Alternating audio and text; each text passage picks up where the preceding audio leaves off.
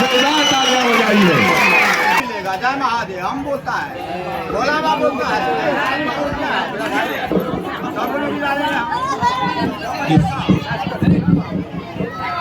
इस सभा में उपस्थित हमारे बुजुर्गों, माताएं, बहनों, भाइयों, युवा साथियों एवं हमारे जनप्रतिनिधियों, आप सभी को मेरा प्रणाम। मुझे आने में थोड़ी विलम्ब हो गई, इसके लिए मैं आप लोगों से क्षमा चाहता हूं। आप लोगों ने मेरा इतना इंतजार किया, इसके लिए मैं आप लोगों का आभार हूं। मैं आप लोगों से क्षमा चाहता हूं कि मुझे आने में थोड़ी लेट हो गई, कहीं और भी सवाल थी, इसीलिए। इससे पहले मैं अपना परिचय दे दूं आप लोगों से। मेरा नाम साहिल सौरभ, मेरे पिताजी का नाम स्वर्गीय ब्रजकिशोर यादव और बुच्चन यादव। बहुत से लोग उन्हें पहले से भी जानते होंगे। उनका हमेशा कार्यकाल आप लोगों के बीच में ही रहा था। हमेशा वो गरीबों की मदद करने में विश्वास रखते थे। और मैं आपके बगल का ही रहने वाला हूँ। आपके गांव और मेरे गांव की दूरी बहुत कम है। हम आपके बीच के लड़के हैं। मेरी पढ़ाई बाहरी संस्थानों से, मैं बिहारीगंज जब मैं घूमता था तो मैं बिहारीगंज विधानसभा के कुछ लड़कों से, कुछ बुजुर्गों से, कुछ माताएं से कहते थे। मैं अभी कुछ वर्तमान में अभी मैं अपने बड़ा कोटी का प्रखंड का प्रमुख हूँ, लेकिन मेरे पास जो भी समस्याएं इधर के जाते थे उनकी मैं सुनता हूँ। अभी से भी मैं आपका ना मुखिया हूँ, ना ही वार्ड सदस्य हूँ, ना ही विधायक हूँ, ना ही कुछ भी, लेकिन मेरे पास अगर किसी ने भी आया होगा या किसी ने भी फोन किया होगा तो मैं उनका जरूर समस्या सुना होगा। सुनकर मैं उनके समाधान करने का प्रयास जरूर किया होगा और समाधान भी किया होगा। तो मैं जब बिहारीगंज घूमता था तो आप ही लोगों के कुछ युवा साथियों का, कुछ हमारे अभिभावकों का, कुछ हमारे गार्जियनों का आवाज था कि आप चुनाव लड़िए, आप विधायक का चुनाव लड़िए, आप विधायक बनिए। तो मैंने फैसला किया कि मैं जनता के बीच जाऊं, मैं जनता भगवान के बीच जाऊं, हर पंचायत, हर मोहल्ले जाऊं और उनसे मैं पहले आशीर्वाद लूं। क्या उनकी मनसा क्या है, क्या वो मुझे एक्सेप्ट करेंगे, क्या वो मुझे आशीर्वाद देंगे। तो मैं इसी तरह हर पंचायत, अभी मैं 25 से 30 पंचायत घूम चुका हूँ बिहारीगंज विधानसभा का, और इसी तरह मुझे आप लोगों ने जैसा प्यार दिया है, इतने भीड़ इकट्ठे कर कर, ऐसा ही प्यार मुझे हर पंचायत से मिलता रहा है। और मैं आप लोग सिर्फ मैं इसलिए ये सवाल नहीं लगा रहा हूँ कि मैं आऊँ आप लोग के बीच भाषण दूँ, मेरा वचन सुनिए, मेरा भाषण सुनिए। मैं इसीलिए आप लोगों के बीच आया हूँ कि जब मैं बिहारीगंज घूमना शुरू किया, जब लोगों के बीच जाना शुरू किया तो तरह तरह की समस्याएं निकल के आ रही थी, जो अभी आप लोगों ने बोल रहे थे। बहुत सी माताएं अभी बोल रही थी कि मुझे वृद्धा पेंशन नहीं मिल रहा। क्या मैं वृद्धा पेंशन के लायक नहीं हूँ? उनकी उम्र देखिए, चाची बोल रही है, उनकी उम्र देखिए, हमको नहीं लगता वो सारी होगी, उनको पेंशन नहीं मिल रहा है। मैं कुछ अपने घर से नहीं देने की बात कर रहा हूँ, मैं अपना जमीन जायदाद बेचकर आप लोगों को नहीं दूंगा, यह मैं नहीं कह रहा। मैं यह कह रहा हूं जो सरकार दे रही है मैं वो आप तक जरूर पहुंचाऊंगा। माताएं की जो समस्याएं हैं, अभी इंदिरा आवास नहीं मिल रहा है, किन्हीं को वृद्धा पेंशन नहीं मिल रहा है, वो तो कन्यादान का नाम ही नहीं जानते हैं। लेकिन इस बात पर गौर करिए, क्या हम लोगों ने जिन्हें चुना उनका कोई दायित्व नहीं है? जिनको हमने विधायक बनाया है, क्या उनका कोई दायित्व है या नहीं है कि हम जनता के बीच जाएं? क्या हम लोगों से सिर्फ वोट लेना उनका काम है? हम लोगों के बीच में जातिवाद करना सिर्फ काम है? फिर चुनाव आने वाले हैं, फिर हमारे तरह तरह के नेता आएंगे, जातिवाद की बातें करेंगे, तो कोई जाति की बात करेंगे, तो कोई अमीर गरीबी की बात करेंगे, तो बात करेंगे, ये कर देंगे, वो कर देंगे, लेकिन नेता हमारे सुनने को भी तैयार नहीं है। अभी जो हमारे वर्तमान विधायक जी हैं, उन्हें तो आप लोग जानते हैं, उनका नाम हमारे विधायक जी का कि नहीं? विधायक जी का नाम जानते हैं? अभी जो है हमारे, वो भी नहीं जानते आप लोग। लेकिन क्या आप लोग उनको देखे हैं, पहचानते भी हैं कि नहीं? पहचानते भी नहीं है। अब बताइए, वो हमारे क्षेत्र के विधायक जी हैं और हम लोगों के वोट से विधायक बने हैं, लेकिन वो हम लोग अभी तक उनको जानते ही नहीं है। इसीलिए जब मैं घूम रहा था तो तरह तरह किसी तरह की समस्याएं सभी बता रहे थे, तो मैंने अपना एक टीम बनाया कुछ लड़कों का। वो लड़के अब मैंने घर घर भेज रहा होगा, वो आपसे बातें कर रहा होगा, मेरा कार्ड दे रहा होगा और उस पे समस्याएं बता रहा होगा।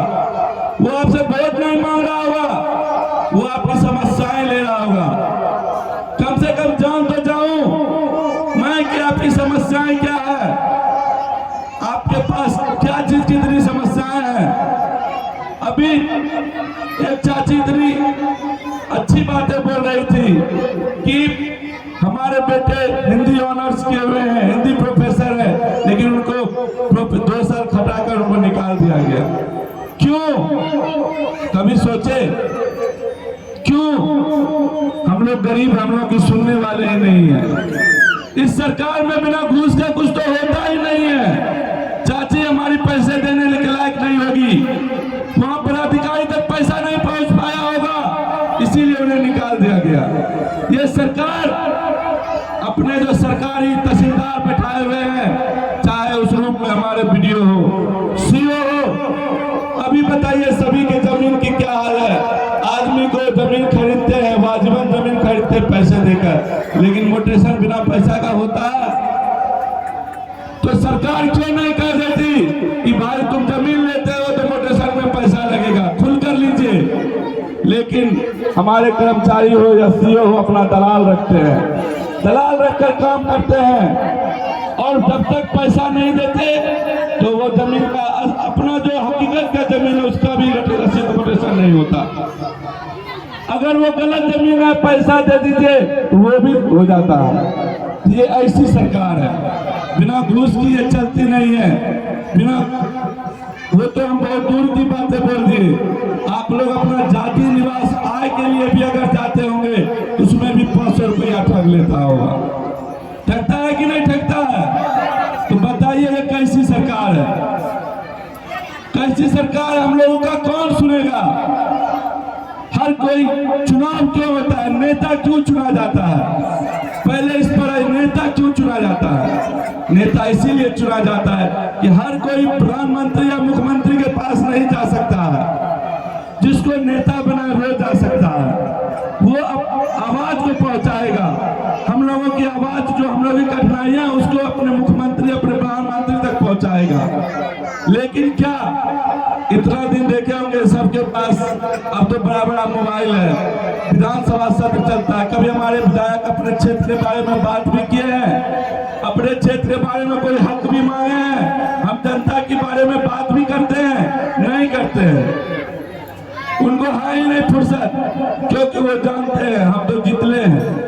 उनको घमंड नहीं है, उनको घमंड है। वो जीत के आराम की जिंदगी जी रहे हैं। अभी पटना में ऐसो आराम की अभी जिंदगी ले रहे हो, ऐसो आराम की अभी नींद ले रहे हैं। फिर चुनाव आएगा, फिर आएंगे, फिर हम ही लोगों में से किसी को पैसा के दम पे, किसी को जात के नाम पे, किसी को कुछ के नाम पर बांटेंगे।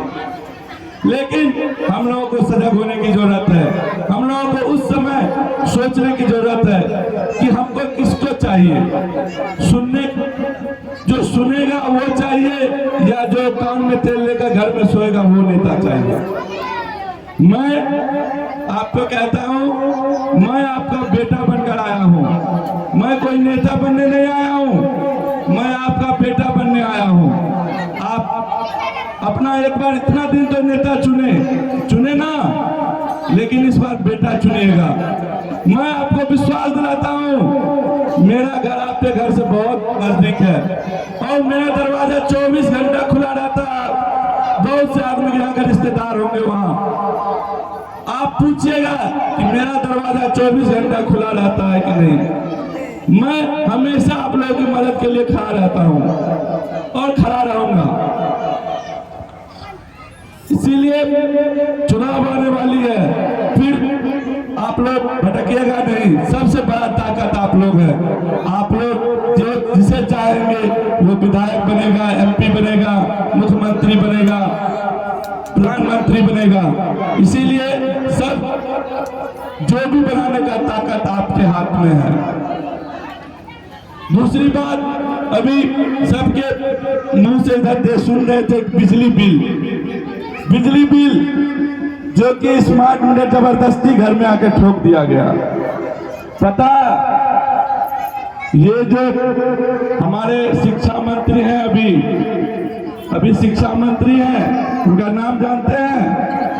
हमारी सरकार के जो शिक्षा मंत्री कहते हैं, विद्युत मंत्री, जो कि बिजली मंत्री जानते हैं, हमारे बगल के सुपौल के विजेंद्र यादव। उनके घर में स्मार्ट मीटर नहीं है, उन्होंने बिजली बिल नहीं भरते हैं।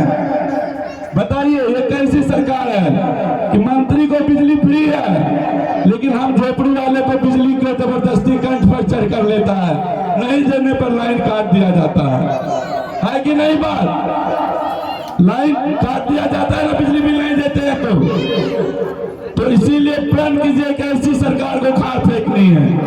उखाड़ फेंकेंगे ना आप लोग? ये सरकार को उखाड़ फेंकेगा तभी बदलाव होगी। सरकार 20 साल से कुर्सी पर बैठी है, इनकी मनमर्जी हो गई है। ये घूस पर ही सरकार चलती है। कितना इस सरकार के बारे में बोले, और सब किसी के पास तो मोबाइल, TV, सारा चीजें, सब चीज देखते हैं।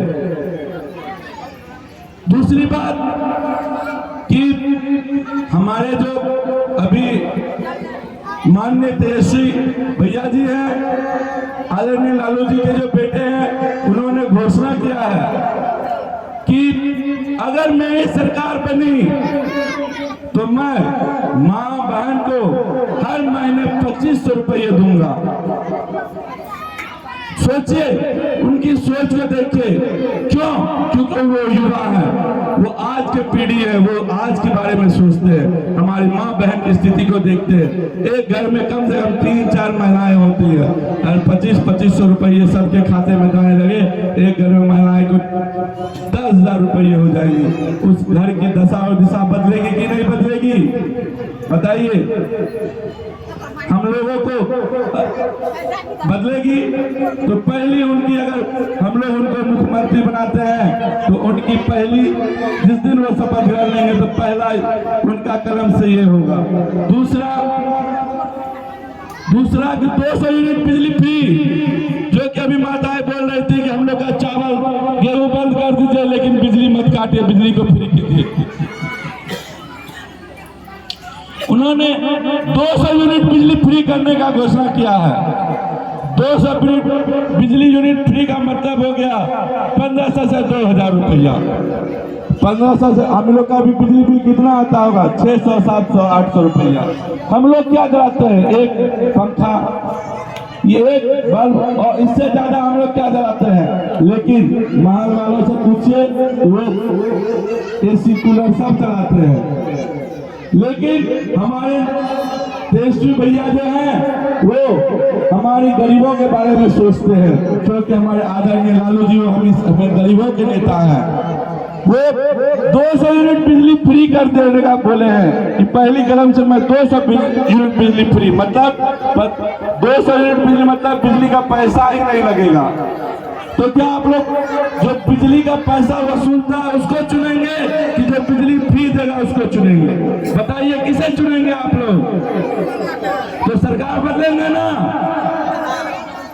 तीसरा, वृद्धा पेंशन हो, विधवा पेंशन हो या विकलांग पेंशन हो, ये सब 400 बढ़ाकर 1500 करने का वो 5 महीना पहले घोषणा किए थे। ये बात सुनकर सरकार को डर लग गई।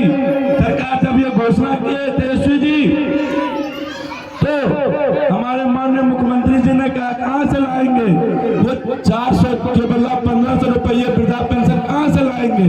अपने बाप के वजह से लाएंगे। लेकिन आज उसी मुख्यमंत्री ने डर से 400 को 1100 कर दिया, 400 से 1100 कर दिया और बोला 10 तारीख से कर देंगे। आप तो 20 साल से मुख्यमंत्री हैं, तो क्यों नहीं पहले किए? इसीलिए अभी किए हैं क्योंकि चुनाव आने वाला है, 2 महीना चुनाव का बचा है, 2 महीना चुनाव का बचा है, इसीलिए उन्होंने 400 से 1100 किया है। वो भी खाते में आएंगे या नहीं आएंगे बहुत, वो भी गारंटी नहीं है। चावल दाल तो चावल गेहूं तो दे रहे हैं, लेकिन अगर एक परिवार में 10 आदमी है तो 5 ही के नाम के कार्ड में जुड़ा हुआ है, 6 का 5 का नहीं है कि नहीं? तें लिए कहै छियै कि अपना आर के सजग होए के छै, ठगावे के नहीं छै। ठग सरकार छियै, ई ठगे के लिए हमेशा तैयार रहे छै सरकार, सिर्फ ठगे वाला काम करे छै। अभी 400 रुपया के 1100 कर देलकै वृद्धा पेंशन। ई सरकार तो 20 साल से रहे थे, क्या नहीं करे रहे? 2 महीना बचले चुनाव के लिए ये कर रखे। चौथा बात अखनी सबके घर में सिलेंडर है ने, सिलेंडर चाहिए कि नहीं? सरकार उज्ज्वला योजना निकाल रखे, सबके घर में सिलेंडर दे दिलके। लेकिन एक बात बताओ, कितना आदमी सिलेंडर पर खाना बनबे छियै? कितना आदमी सिलेंडर पर खाना बनबे छियै? बनबे ही नहीं हुए, मात्र 1-2% आदमी बनबे होते। सिलेंडर घर में शोभा बनल है। लिए आरजेडी राजद परिवार थे, उन्होंने घोषणा करने थे कि सिलेंडर 1200 रुपया में मिल रहा है, वो सिलेंडर 500 रुपया में मिलता है। जो सिलेंडर 1200 में मिल रहा है तो 500 मिलता है, वो भी पहली कलम से। अभी बोल रहा है कि सब आदमी से कंबल बाहर दे, कंबल बाहर दे, क्या कंबल बाहर दे? हम बताबू, सबके यहाँ पर माता पिता बैठल छे, अपन बाल बच्चा के पढ़वे के लिए 4 वक्त बदला 2 वक्त के खाना खाएगा, लेकिन बाल बच्चा के अच्छा पढ़वे छे, बाहर पढ़े के लिए भेजे छे। जब बाल बच्चा के पढ़ाई खत्म हो जाए छे, मगर नौकरी के समय आवे छे, तो वह समय नौकरी ओकरा नहीं मिले छे। सरकार बेरोजगारी लाके खड़ा कर देने छे, क्या कि ओकरा यहाँ करना की छे? जात पात, हिंदू मुस्लिम कह के वोट लेना छे। कि हिंदू मुस्लिम से पेट भर देता है? कि हिंदू मुस्लिम से हमारे युवा साथी जो खड़ा छे रोजगार मिल जाता है? तो फिर ये सरकार ऐसी सरकार है, ना हमारे युवाओं के बारे में सोचती है, ना हमारे माताएं बहनों के बारे में सोचती है, ना हमारे बुजुर्गों के बारे में सोचती है। ये सोचती किसके बारे में है? अंबानी और अडानी के बारे में सोचती है। तो सोचती किसके बारे में है? ये मंजिल में जो रहते, जो ऐसी मकान रहते, उनके बारे में सोचती है ये सरकार। बताबू, अखनी घरे घर जे अभी समूह के लोन चले थे, छोटा मोटा लोन चले छे, हफ्ता लोन वसूले लावे हेते, या ककरो महीना में लोन ले के लिए आवे छे ने, कना जबरदस्ती लोन वसूले छे लोन। लेकिन सरकार हमरा के लोन में कते के लोन लेने होबे? 1 लाख 2 लाख ऐसे ज्यादा रुपए लेने हेते, हमरा के लोन नहीं माफ करते सरकार। जे 1000 करोड़ रुपया ले लेने छे लोन, सरकार ओकर आधा से अधिक माफ कर दे छे। बताबू सर, ई सरकार कैसन छे कि 1000 करोड़ रुपया लोन लेने छे ओकर माफ, और हम सब 1 लाख 2 लाख रुपया लेने छे। अगर 1 दिन 2 दिन दे में कष्ट हो छे, 1 दिन 2 दिन अगर लोन भरा कर नहीं दे पावे छे 2 दिन के समय, तो कितना अभद्र बात बोल के द्वार पर से चल जाए छे, जैसे कि नहीं जाए छे। इसलिए हम सबके प्रण करना छे कि अबरी बार चूकना नहीं छे। अबरी बार यहाँ सब वोट नेता के लिए नहीं करबे, साहब यहाँ सबके बीच में बेटा बन के आयल छे। कभी आजमा कर देखबे, हम 6 महीना पहले से घूम रहे छे, 6 महीना पहले से सबके पास मोबाइल होते, मोबाइल में देख लेबे। हम हर गांव, हर मोहल्ला, हर वार्ड जा रहे छे और यहाँ सबके आशीर्वाद ले रहे छे। हमार घर यहाँ घर से नजदीक छे, बार बार हम कह रहे छी, हमार दरवाजा 24 घंटा खुलल छे। यहाँ हमरा से जबरदस्ती अपन काम करवा सके छे, हमरा से यहाँ अपन हक मांग सके छे जबरदस्ती। लेकिन जगह नेता में घर भी नहीं देखने हुए वह घर भी नहीं जाने हुए डगवाबे न करे मतलब नहीं छपना सबसे मतलब जकरा रहते ओकरे न आना पड़ता है ओकरा मतलब ही नहीं है। इसलिए हम फिर से आप सबको कहते हैं हम लोग को इस बार चुनाव आने वाला है, एकजुट होकर रहना है, एकजुट होकर एक जगह अपने बेटा को चुनिएगा, अपना आशीर्वाद दीजिए, मुझे दीजिएगा ना, मुझे आशीर्वाद दीजिएगा। इन युवाओं को बेरोजगारी से हटाइए, रोजगार दिलवाइएगा ना, युवाओं को रोजगार दिलवाइएगा ना, अपने बेटे को रोजगार दिलवाइएगा ना। हमारे भैया पति लोग जो जाते हैं बाहर खतरे पलायन रोकिएगा ना, तो ऐसी सरकार लाइएगा ना, सरकार को साथ फेंकिएगा ना। ठीक, इसके साथ हम अपने वाणी को विराम देते हैं। जय हिंद, जय भारत, जय बिहारीगंज की जनता।